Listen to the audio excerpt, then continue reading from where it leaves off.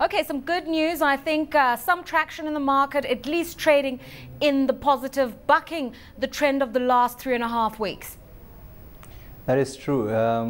The central bank released some liquidity in the market, trying to ease down interest rates. And of course, the market took that as a positive, and everybody wants to get ahead of the liquidity in the market, so that by the time it comes, you're exiting rather than entering, and take advantage of the trend early. All right, you know, obviously we saw the CBK enter the market through reverse repos. They're now saying they're going to stay out of the market. Generally, investors, particularly on the fixed income side, are feeling a bit wary, feeling that the CBK is sending very confusing messages.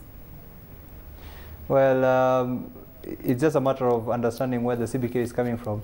Remember, they also wish to, you know, help the government spend, or at least ease borrowing concerns of the government. So in that regard, they must look to keep interest rates low. But on the other hand, they're also charged with the inflation. I mean, management of the value of the currency, and that in that regard as well, right, they need to tighten. So the conundrum they're facing is what is leading to the different movements, right, in positions from tightening to loose and back to tightening, right, and vice versa. So that is expected. But the question is, I mean, is central bank really independent? Right. And if you answer that question, then you can be able to properly gauge the feeling of the central bank. All right, let's not answer the question today. Let's focus on how institutional investors are responding, particularly those heavily invested in government treasuries. We do know that yields particularly have been rising in Kenya. The shilling is looking a little bit stronger today, but there's a sense that commercial banks are trying to dispose of their shilling-denominated assets, particularly in bonds. Well, I would think they'd be happy if interest rates started coming down, because then they can book in capital gains.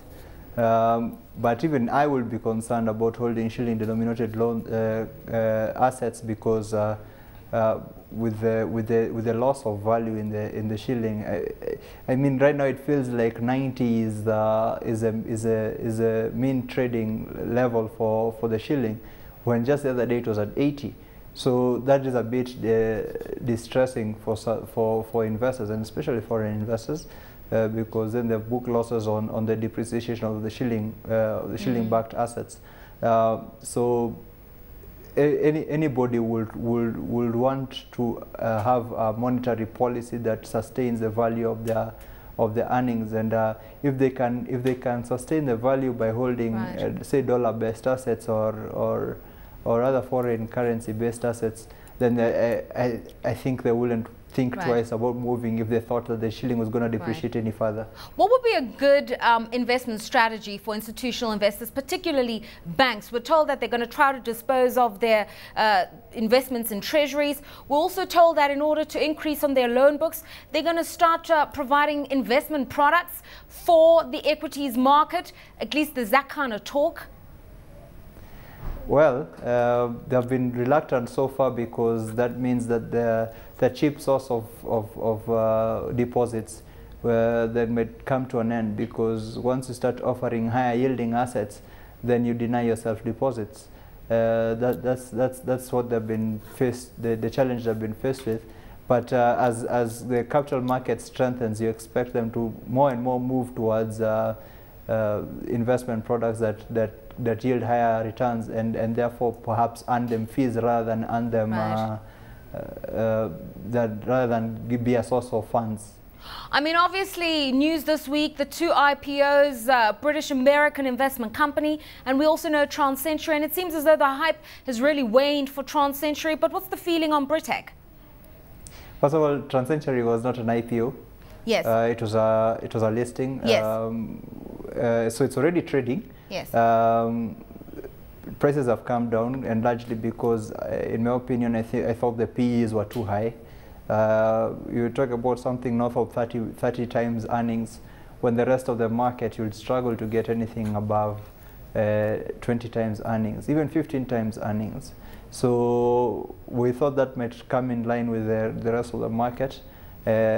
So we thought we'd sit that one out. British American is a bit more interesting.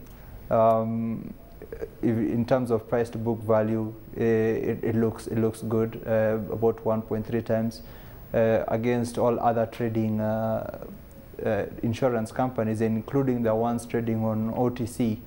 It looks favorable, and being one of the largest insurance companies in Kenya, well, it sits well with us, and right. also being one of the most profitable, especially in terms of return on assets.